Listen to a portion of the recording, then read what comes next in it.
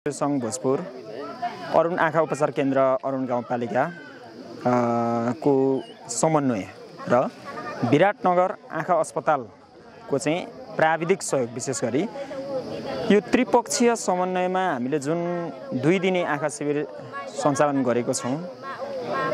यसले विशेष गरी अरुण गाउँपालिका तर्फबाट हेर्दाखेरि जस्तै अरुण आँखा उपचार केन्द्र हाम्रो अरुण गाउँपालिका र नेत्रजु सङ्घ भोजपुरको मातहतमा छ।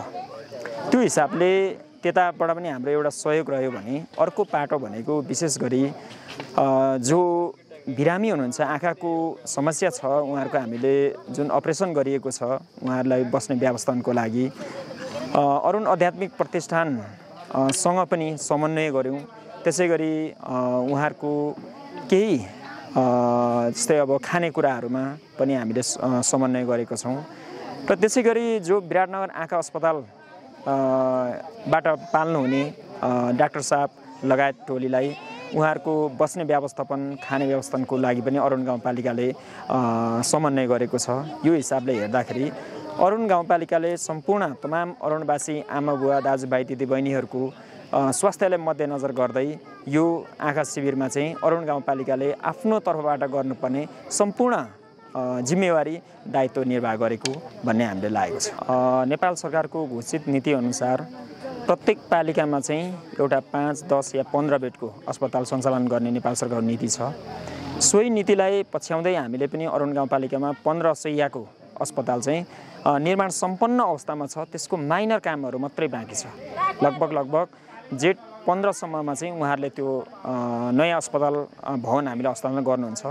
त्यसपछि हाम्रो अरुण गाउँपालिकामा साबिक प्याउली प्राथमिक स्वास्थ्य केन्द्र थियो भने त्यसलाई हामीले त्यहाँ सार्छौँ र हामीले थप 15 बेडको अस्पताल सञ्चालनको लागि चाहिँ सङ्घीय सरकारसँग प्रदेश सरकारसँग पनि हामी समन्वय गर्ने उहाँहरूसँग नि केही सहयोग माग्ने विषयमा अगाडि बढेका छौँ।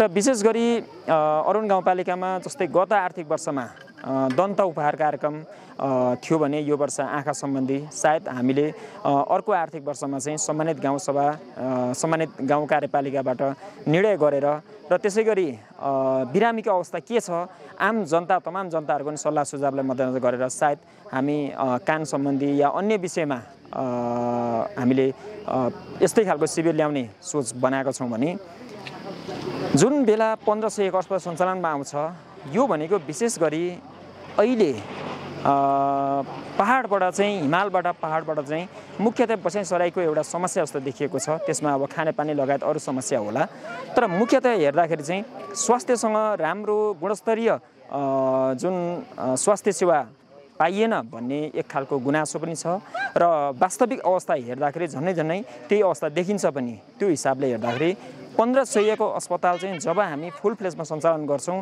ताकि अरुणवासी आमा बुवा दाजुभाइ दिदीबहिनीहरू चाहिँ त्यस्तो सानातिना समस्याहरू माइनर अपरेसनहरू चाहिँ यहीँ हुने गरी यहाँबाट चाहिँ तपाईँको तराई अथवा सुविधा सम्पन्न ठाउँको अस्पतालहरूमा जान नपर्ने गरी हामीले तयार गरेको छौँ। यसको लागि पनि सम्मानित गाउँसभा सम्मानित गाउँपालिकाले आफ्नो तर्फबाट गर्नुपर्ने सम्पूर्ण कामहरू गर्नेछ र समस्त अरुणवासी आमा बुवा दाजुभाइ दिदीबहिनीहरूलाई चाहिँ एउटा सुलभ मूल्यमा चाहिँ स्वास्थ्य सेवा उपलब्ध गराउने छ र गराउने लक्ष्य चाहिँ अरुण गाउँपालिका रहेको कुरा म सादा रूपमा जानकारी गराउन चाहन्छु।